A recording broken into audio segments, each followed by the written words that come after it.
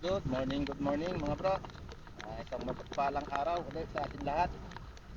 Basta, maulan na naman. Diray na naman tayo ng ulan. Tatry ulit tayong mamana. Nung nakarang araw, namana tayo kasama natin mga bisita. Shoutout niya pala sa inyo. Kay Bro Christian Temprolo at saka kay Michael Kadag. Shoutout sa inyong dalawa. Basta, ito malabo yung bago ngayon. Try natin medyo ilay sa malalim para kaling malinaw. So, maraming salamat nga pala sa lahat ng nanonood ng aking video. Thank you. Maraming salamat sa mga taga-Bicol sa suporta. Sa mga bago pa lang na napadaan lang sa aking YouTube channel, ano pa naman, paki-subscribe naman. Saka paki-hit na rin ang notification din para updates ng video namin ginagawa. Tara mga bro, samahan nyo muli ako sa ilalim. Mas kaling malinaw, makapamana tayo. Let's go.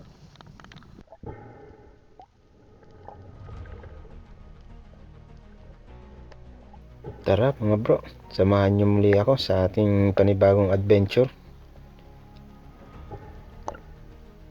Maraming salamat nga pala sa lahat ng nanonood ng aking video, lalong lalo na sa mga nagla-like and share, at pati na rin sa aking mga silent viewers. Maraming salamat sa inyong lahat. Shoutout sa lahat ng mga taga Bicol, Bicolandia. Shoutout sa inyong lahat.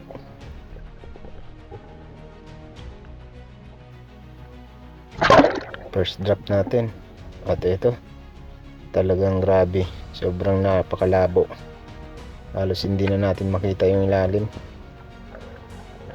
Mala chocolate yung kulay.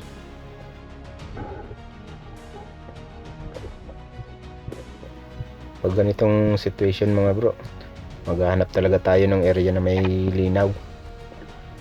Hindi tayo pwede mag-stay sa ganitong napakalabo.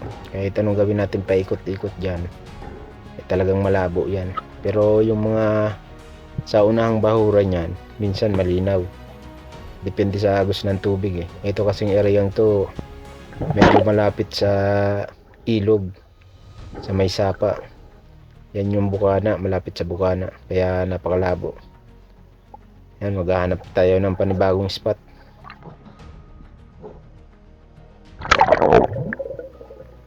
Ito pangalawang spot natin mga bro. Medyo may linaw na siya, kita na yung ilalim, pero yung babaw niya medyo malabo pa rin, pero ayos na rin, kita na rin yung ilalim. At ito rin ang unang isda na nakuha natin sa araw na to. Ganda pa ng tago ng isdang to. Yan, sumiksik pa talaga sa may corals. At ayun sa pool, tinamaan natin sang sweet lips. Hindi pa siya kalaki yan, pero okay na rin to, good size. Goal natin yan, makakuha lang ng pangulam, okay na yan. Kaya maganda na to na sweet lips na nakuha natin. Pwede na to.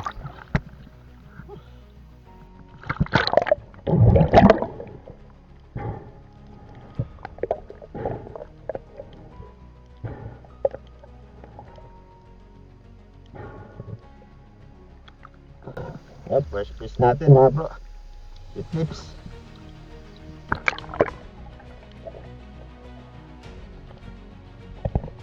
Pag ganitong maulan, tsaga-tsaga tayo sa kung ano man ang makita natin na pwede pang ulam. Kasi talagang pagbalabo, mahirap yung pamamana. Bibihira tayo makakita ng malaki.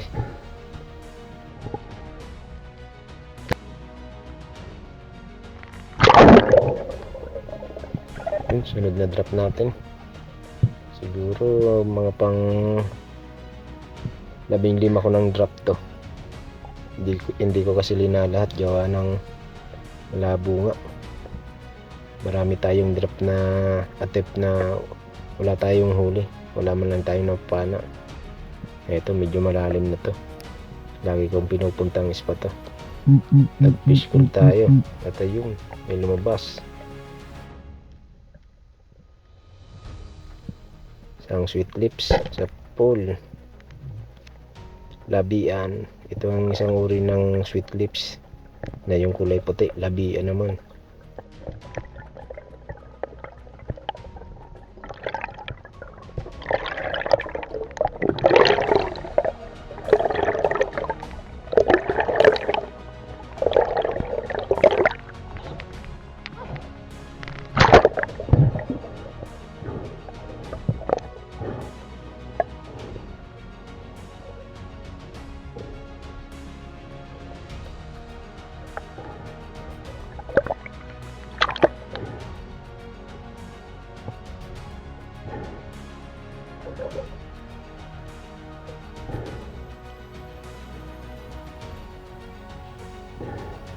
Hindi pa rin siya kalaki yan, pero okay na rin to. Pamprito na rin.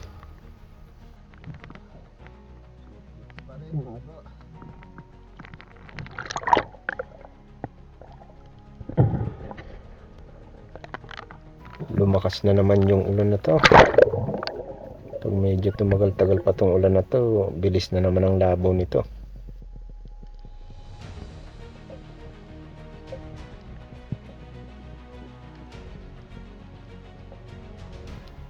Ito, may naispatan tayo mga bro. Pwede na rin ito pamprito. Pangatlong isda natin sa araw na to. Isang pagutputan.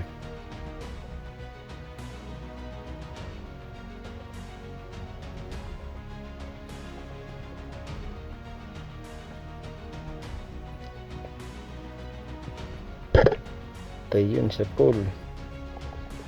Stone shot natin.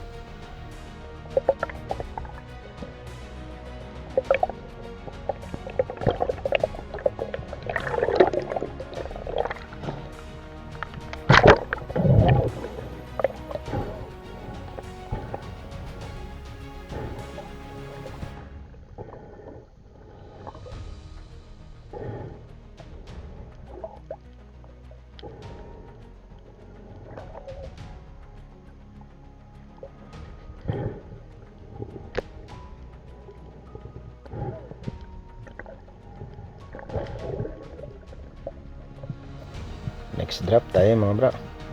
Ito yun ang sinasabi ko. Medyo malabo na yung tubig.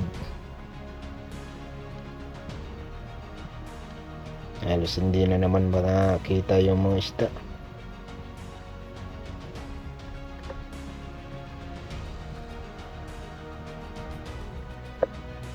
May sinisipat sana tayo ditong danggit, pero umalis din agad. Buti na lang may nakita pa tayong isang isda. Yun, isang lapo sa pululi. Pang-apat na isda sa araw na to.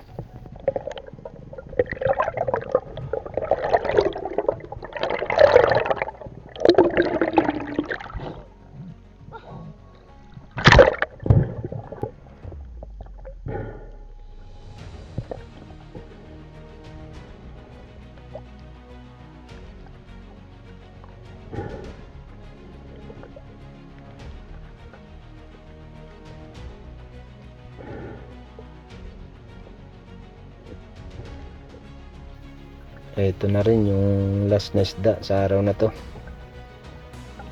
Isang lapo. Bali 4 na isda yung nahuli natin ngayong araw na to.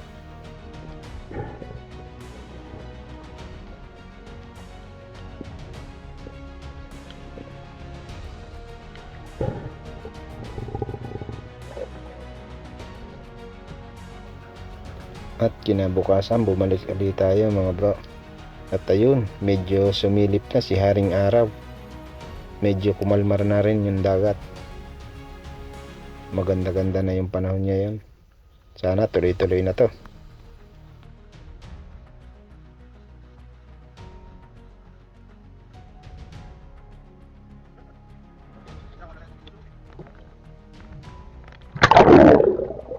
First drop natin mga bro. Medyo may kalabuan pa talaga yung tubig.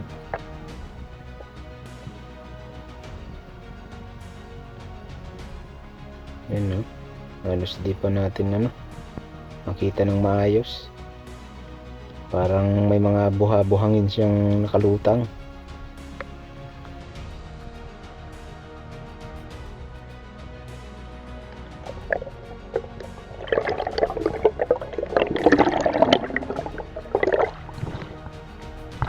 Second drop natin mga bro. At dito nakatingin tayo ng isang target. Hindi nga lang gaanong kita, pero ayun, no, sinipat na natin.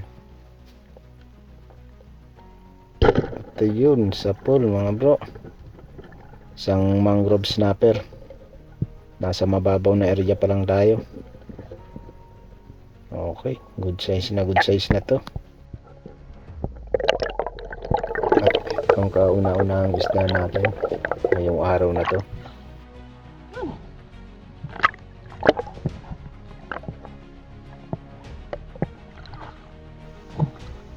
Ayun, mga bro, bali agad tayo. Mangrove snapper.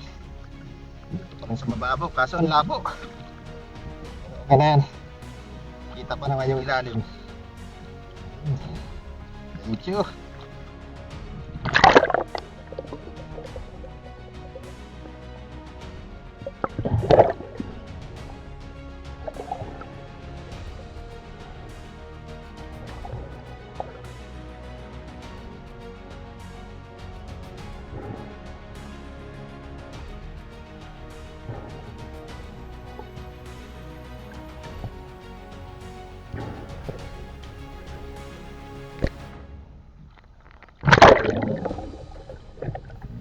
Next drop ulit tayo.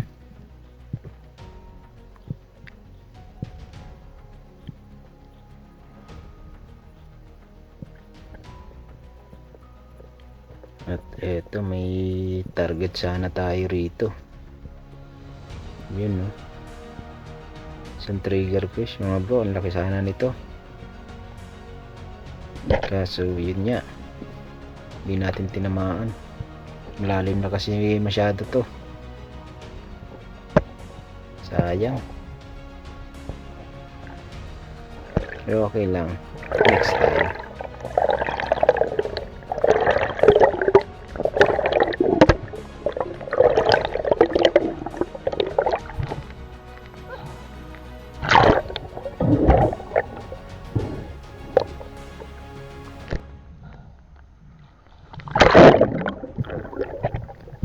Eto, drop ulit tayo.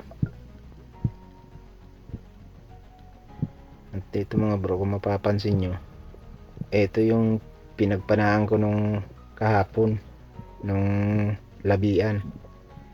Pag ganitong season kasi malamig, binabalik-balikan ko to. May target talaga akong isang isda rito na pag ganitong malamig ng panahon, lagi tayong nakakakuha rito. At ayun, may tinutukan sana ako, kala ko red snapper, isang parrot fish pala. Paglingon ko sa likod, ayun, may napansin ako. Ayan mga bro, yung binabalik-balikan ko rito pag ganitong pagtaglamig ng panahon. Yun, no, isang GT mga bro, isang mamsa. Ayos na ayos, tinamaan natin.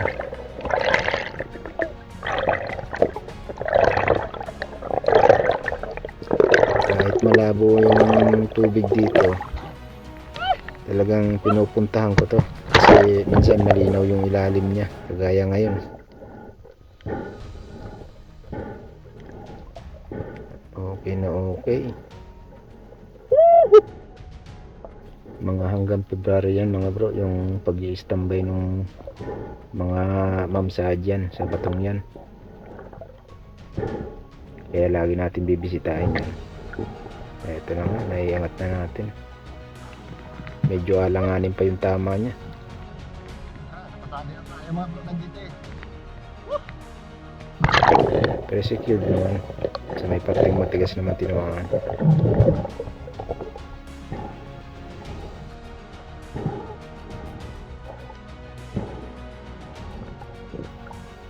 Hindi pa naman talaga siyang giant, pero okay na to. malaki na rin naman to. And local name sa amin yan, yung pinaka malaki na Malagimango, yun ang tawag dito. Maabot minsan yan ng 25 kilos, 30 kilos. Sabi na, panahon na ng mamsa ngayon. May mga ilan ang naliligaw. Yan, thank you Lord sa biyaya.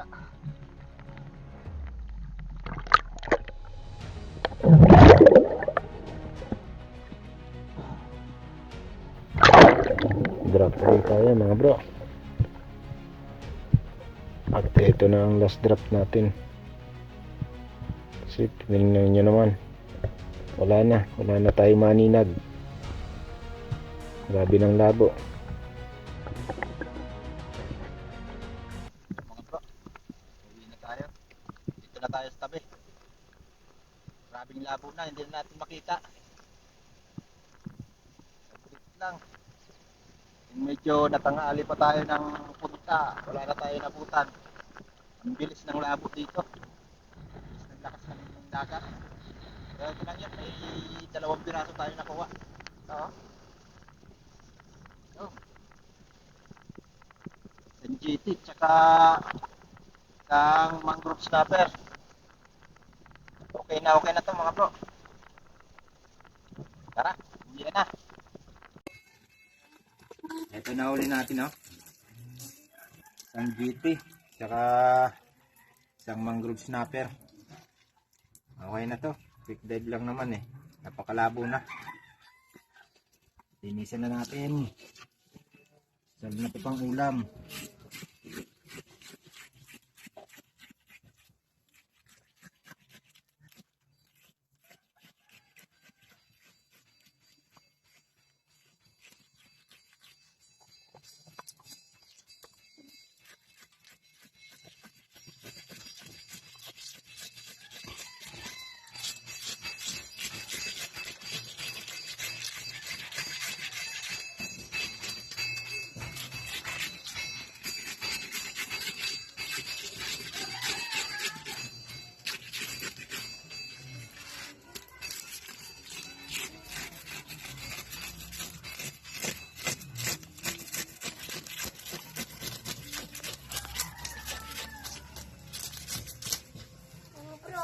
Ayan, maraming salamat nga pala sa lahat ng nanonood ng aking video. At sa mga manonood pa lang, baka naman paki-subscribe naman. Yun, thank you. Maraming salamat.